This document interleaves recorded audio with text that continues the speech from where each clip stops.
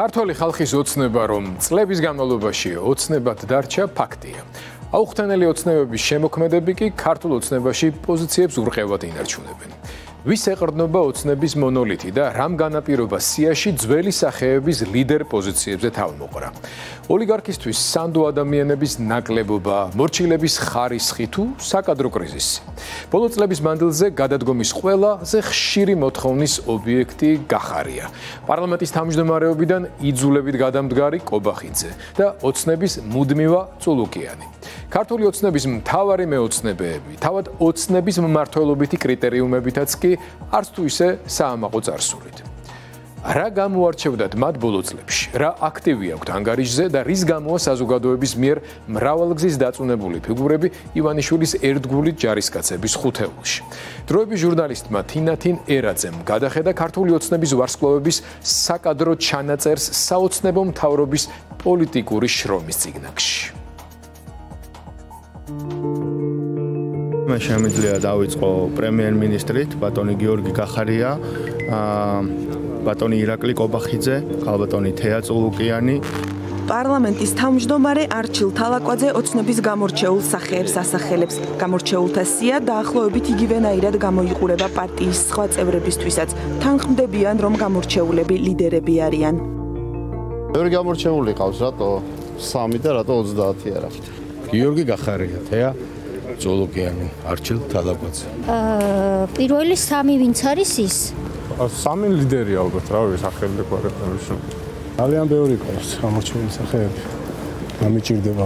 ლიდერშიპი ჩამოთვლილია გიორგი გახარია, არჩილ თალაკვაძე, ირაკლი კობახიძე. სიას გადახედეთ და გითხარით. რა თქმა უნდა. ოცნების 100 გამორჩეული სახე შევა პარლამენტში, 100 გამორჩეული სახე წარუდგინეთ სიაში. მოქმედი პრემიერის გიორგი გახარიას გადადგომას ჯერ კიდევ მისი შინაგან საქმეთა მინისტრობის დროს მოითხოვდნენ. თუმცა მოდით მაშინ დავიწყოთ ბოდიშით. ბოდიში ოსტატურად მოხდილი ბოდიშის შემდეგ არათუ გადადგა მოგვიანებით პრემიერ-მინისტრადაც მოგვევლინა. მანამდე კი იყო სპეციალური დანიშნულების რაზმით შესვლა პანკისის ხეობაში, სადაც მოსახლეობა ჰესის მშენებლობას აპროტესტებდა. შედეგად ადგილობრივები და სპეცრაზმელები ერთმანეთს რამდენჯერმე დაუპირისპირდნენ. სამართალდამცავებმა რეზინის ტყვიები და ცრემლსადენი გაზი გამოიყენეს. მოსახლეობამ კი მათ ქვები ესროლა. ადგილობრივებმა პოლიციის 2 მანქანა და ჰესის მშენებლობაზე მომუშავე ტრაქტორი დაწვეს. გახარიას მინისტრობისას სოფელ დუისში ჩატარებული სპეცოპერაციის დროს საკუთარ საძინებელში მოკლეს თემირლან მაჩალიკაშვილი, რომლის ტერორისტებთან კავშირი გამოძიებას ამ დრომდე არ დაუმტკიცებია. გახარიას სახელს უკავშირდება გავრილოვის ღამე, რეზინის ტყვიები, ნაცემი და თვალდათხრილი ადამიანები, შეუსაბამო ძალის გამოყენება, რაც რუსეთის კომუნისტური პარტიის წარმომადგენლის საქართველოს პარლამენტის თავმჯდომარის სავარძელში ჩასმის გამო ადამიანების გულწრფელ პროტესტს მოჰყვა.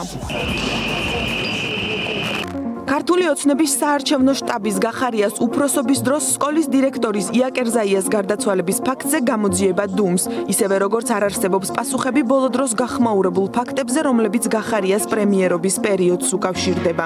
გახარიას პრემიერობის დროს დასავლეთის ზეწოლით გაათავისუფლეს 20 ივნისის აქციაზე პოლიტიკური ნიშნით დაკავებული პირები, მიუხედავად იმისა, რომ თავად გახარია ქვეყანაში პოლიტპატიმრების არსებობას ჯიუტად უარყოფდა. საქართველოში პოლიტპატიმრები არ არსებობს. წერტილი. საქართველოში პოლიტიკური მართსაჯულება არ არსებობს. კიდევ ერთი წერტილი.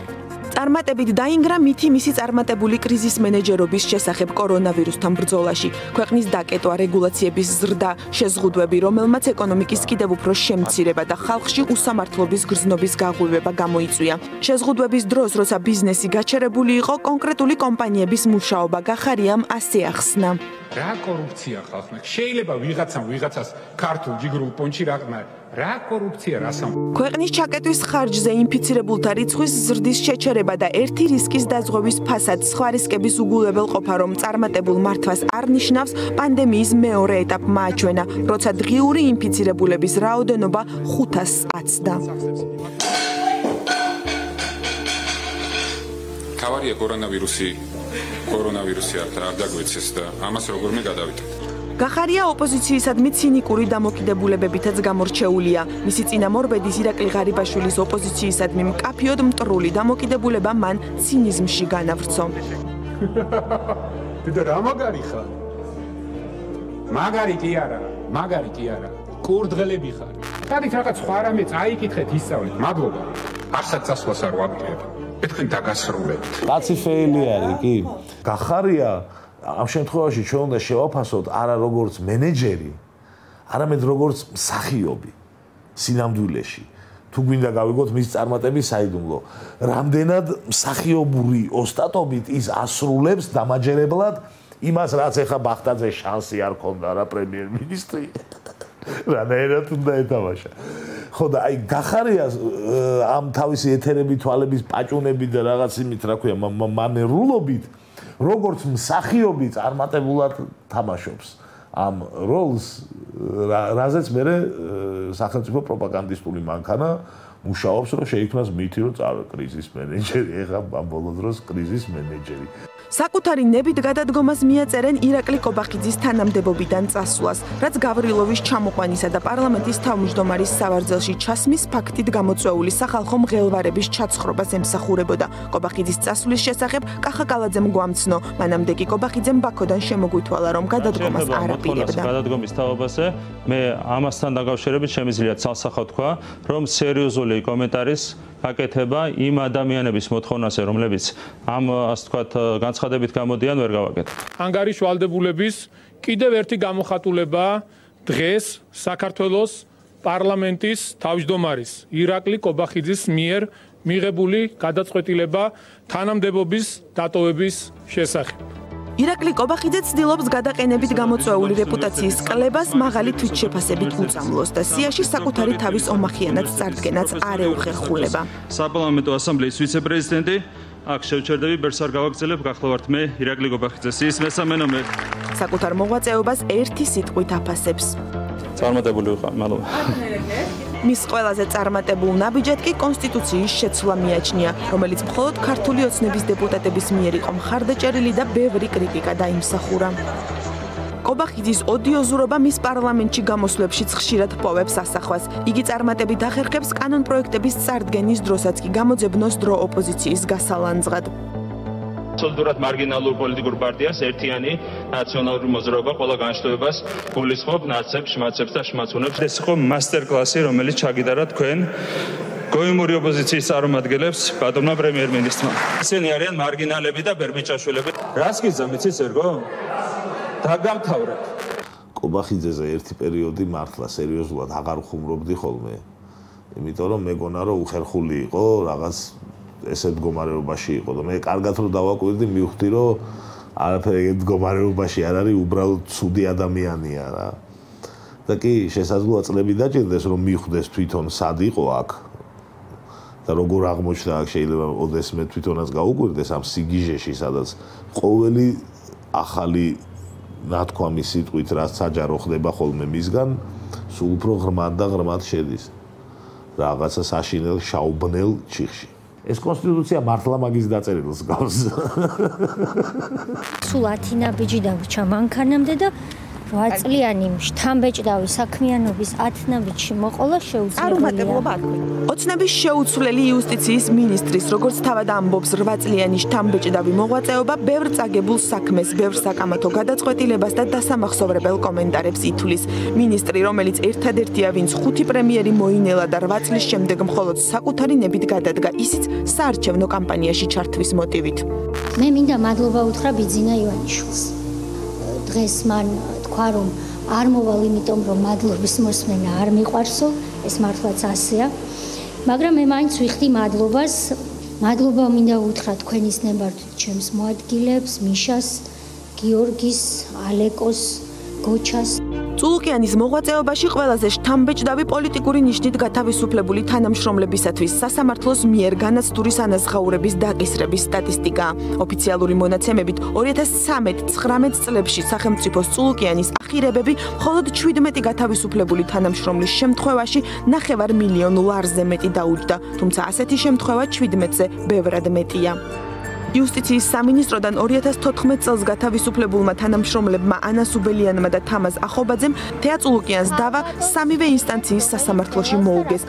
ჩვენი Facebook-ი მთლიანად არის გაშიფრული, ამობეჭდილი აქვს პოსტები და ამ პოსტების განხილვა მიდის, რომ აი რა დონეზე, იცი, აი ამან ეს დაწერა, მართლა ესე ფიქრობ და სხვა სამინისტროს თანამშრომლებიც წარმოიდგინეთ, იყო დაბარებული იმიტომ რომ რაღაცა დააკომენტარეს. მაგალითად, ერთ-ერთი სხვა სამინისტროს თანამშრომელი ყავდათ იუსტიციის სამინისტროში დაბარებული, იმიტომ რომ ჩემს სტატუსზე, კრიტიკულ სტატუსზე ეწერა შოკში ვარ. აი ეს ორი სიტყვა. და ნუ აი მას ეკითხებოდა სერიოზულად, რომ რატო ხარ შოკში. და ნუ ეს შეხვედრა დამთავრდა იმით, რომ გვანძღეს მე და ანა დამტკიცებულია მოწმეების მიმართ, რომ ჩვენ წინამდე გამოიყენეს ისეთი ტერმინები და ისეთი ეპითეტები, როგორც ხო მაგალითად ნაციონალების ზლოკოები, ძველი მთავრობის გადმონაშთები და ესეთი რაღაცეები და ბოლოს დასრულდა იმით, რომ გენინსპექციას მიაწოდეს ეს ჩვენი ამობეჭდილი პოსტები და უთხრეს, რომ აი რეაქცია გქონდეთ ამაზე. ნუ გენინსპექციას რეაქცია რა თქმა უნდა ვერ იქნებოდა, იმიტომ რომ აქ არაფერი დარღვევა არ იყო, გამოხატვის თავისუფლება მივხვდით, რომ საჯარო მოხევარ მაქვს და ისეც არაფერს არ უწერდი, რა ისი დაწერაც არ შემეძლო. უბრალოდ ეს იყო დაშინების საშუალება. თეა წულუკიანმა მარცხით დაასრულა ყოფილი მაღალჩინოსნების ექსტრადირების მოთხოვნის ყველა საქმე. სამაგიეროდ წულუკიანმა დაუფიქრებლად გადასცა საქართველოში დაკავებული პირები რუსეთს და თქვა: რუსეთის ფედერაციისგან მივიღეთ წერილობითი გარანტიები, რომ ეს პირი იქნება მოთავსებული ადამიანურ პირობებში სააპატიმროში. წულუკიანის მინისტრობის პერიოდში დაადგინა სტრასბურგის სასამართლომ ვანო მერაბიშვილის საქმეზე კონვენციის მე-18 მუხლის დარღვევა, რაც ევროსასამართლოს დიდი პალატის ისტორიაში პირველად მოხდა. წულუკიანის მინისტრობის დროს ციხეებში აღზევდა კრიმინალური სამყაროს წარმომადგენლების გავლენები. სახალხო დამცველის ანგარიშის მიხედვით, პენიტენციურ დაწესებულებებში არაფორმალურ მმართველობას სისტემური ხასიათი აქვს. პარლამენტში სიტყვით გამოსვლების დროს კი იგი ხან ციხეებში ბოსტონის გაშენებით და ხანაც წიგნების კითხვით იწონებდა თავს. სადაც იყო წამების ციტადელი. წამების ციტადელი იყო, გავაშენე ბოსტანი. ზოგს ეცინება ამაზე, რომ წამების ადგილას ბოსტანი რამ გაგაშენებინაო. დიახ, ჩვენ გავაშენეთ ბოსტანი. ქალბატონ ელენე, ნუ შემაწყვეტინებთ, მე არც ბავშვობაში, ძველ ბიჭობაში არ გეჯიბრებოდით. მე როცა წიგნს ვკითხულობდით, თქვენ ძველ ბიჭობდით პლეხანებზე. წულუკიანს აღმოაჩნდა წარმოუდგენელი უნარი მაამებლობისა, წარმოუდგენელი უნარი აგრეთვე და ნიჭი შავრაზმელობისა და ისე აამა ბატონს, რომ მე მგონი ყველაზე ბოლო ამ უკვე ჩასაძირად გამზადებული ნავიდან სწორედ წულუკიანი ჩავა ივანიშვილის ნებით. ოცნების ვარსკვლავების შეფასებებში გულუხვები არიან მათი პარტიის წევრები. წარმატებებზე სალაპარაკო ბევრი აქვთ, შეცდომებს კი არ აკონკრეტებენ. გიორგი გახარიას მთავარი მიღწევები რა არის, რას გამოყოფდით? კოვიდთან წინააღმდეგ ბრძოლას, რა თქმა უნდა, პირველ რიგში, მე ესე ვფიქრობ. და კიდევ ბევრი მიღწევა, ძალიან ბევრი მიმართული. და რამე შეცდომა ან წარუმატებლობა გახსენდებათ? უშეცდომო არავინ არ არის. ერთი უშეცდომო მიშა იყო სააკაშვილი თქვენი ახლობელი. შეცდომა ალბათ ის იყო, რომ უფრო კაცრად არ ვექცეოდი ნაციონალურ მოძრაობას, რასაც აღმოვფხვრი პარლამენტში. მადლობა. ირაკლი კობახიძეს ერთი ძალიან დიდი წარმატება აქვს. მის მიერ უდიდესად იქნა შექმნილი საქართველოს ახალი კონსტიტუცია. და გიორგი გახარიას ყველაზე წარმატებული ნაბიჯები რა იყო ხელისუფლებაში ყოფნის პერიოდში? ყველა მისი ნაბიჯი იყო წარმატებული. არანაირი შეცდომა და წარუმატებლობა არ ყოფილა? ცხოვრება ისეთია, როდესაც წარმატებებით ფასდება ადამიანები. რა არის ამ სამი ადამიანის წარმატების საიდუმლო და რატომ რჩებიან ისინი მუდმივად სიისა და ხელისუფლების სათავეში? ბიძინასადმი უსიტყვო მორჩილება თუ წლების განმავლობაში ნანახი და დაგროვებული ინფორმაცია. ისინი ფანტასტიკურად მოერგენ ივანიშვილის კაპრიზებს და ახერხებენ იმას, რომ ბატონის ყველა სურვილი უსიტყვოდ, უპირობოდ, ხალისით, აღფრთოვანებით შეასრულონ. მე ვფიქრობ, რომ ესენი არიან ბიძინას დანაშაულებრივ საიდუმლოებებთან თანაზიარი ადამიანები. შეხება ჰქონდათ მთავარ ბიძინას მართვის მთავარ რა ქვია ამას ინსტრუმენტებთან, ეს არის ძალოვანები. ძალოვანები, შინაგან საქმეთა სამინისტრო, იუსტიცია, მან სადაც ეს იკერება შაურნელი საქმეები, რა სადაც ყალბდება, სადაც სასამართლო პროცესები ყალბდება, ეგ ადგილები. ალბათ შიდაპარტიული დემოკრატიის ტრადიციის მქონე პოლიტიკური ძალისთვის მსგავსი ნეგატიური გამოცდილების მქონე პოლიტიკოსების ამ უმრჩევლის თვალთახედვიდან მოშორება ლოგიკური იქნებოდა, თუმცა მხარდაჭერის მთავარი მაკონსოლიდირებელი ისევ ბიძინა ივანიშვილია, რომელსაც სავარაუდოდ კვლავ აქვს მოსახლეობის ჭარბი ნდობის იმედი, რომელიც რიცხვებში გამოხატული ყოველ შემდეგ არჩევნებზე მცირდება.